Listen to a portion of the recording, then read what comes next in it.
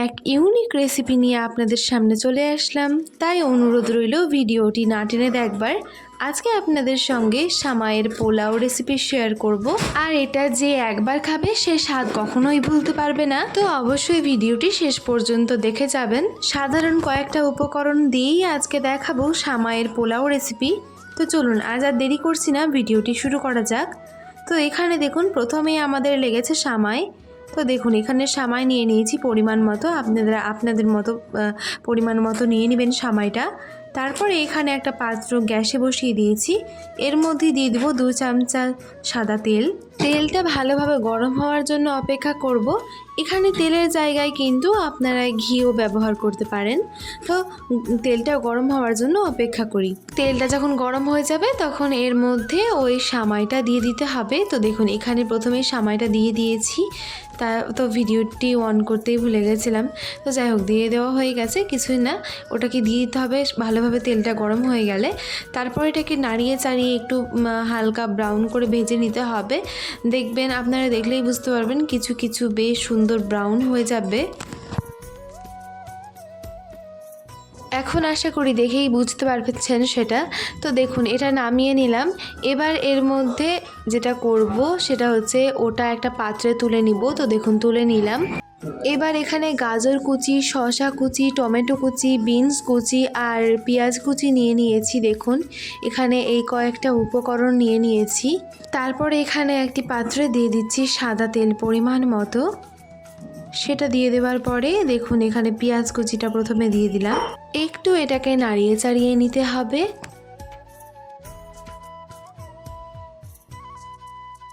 তারপরে এর মধ্যে 2টো কাঁচা লঙ্কা দিয়ে দিতে হবে, গোটা কাঁচা লঙ্কা। তারপরে আবারও একটু নাড়িয়ে নিতে হবে।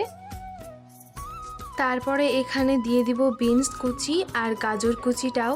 তারপরে আবারও এটাকে একটু নাড়িয়ে দিব।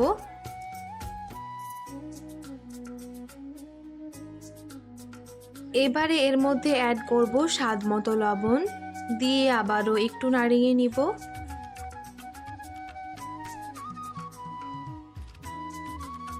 এই রকমভাবে আস্তে আস্তে নাড়াতে নাড়াতে দেখবেন বেশ ওই দুটো সিদ্ধ হয়ে আসবে।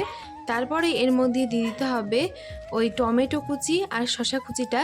এটা একটু শেষের দিকেই দিবেন, তার কারণ দেখুন এইগুলো একটু নরম হয় আর গাজরটা আর বিনসটা একটু ওদের থেকে মানে শক্ত হয়।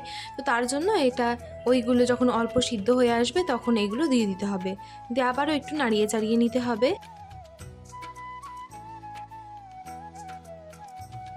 তারপরে দেখুন এখানে অল্প একটু জল অ্যাড করে দিব, অল্প একটু, বেশি কিন্তু নয়, অল্প একটু জল অ্যাড করে দিলাম। তারপরে একটু হালকা নাড়িয়ে চাড়িয়ে নেওয়ার পরে এটাকে ঢাকা দিয়ে দিব যাতে সিদ্ধ হয়ে যায় ওইগুলো সবজিগুলো ভালোভাবে। তো দেখুন এখন এই অবস্থাটা দেখুন কেমন রয়েছে। এবার এর মধ্যে ওই ভেজে রাখা সামাইগুলো দিয়ে দিব। এবার দেখুন এটাকে একটু নাড়িয়ে নিচ্ছি, মানে সবজির সঙ্গে ভালোভাবে সামাইটাকে মিশিয়ে নিব।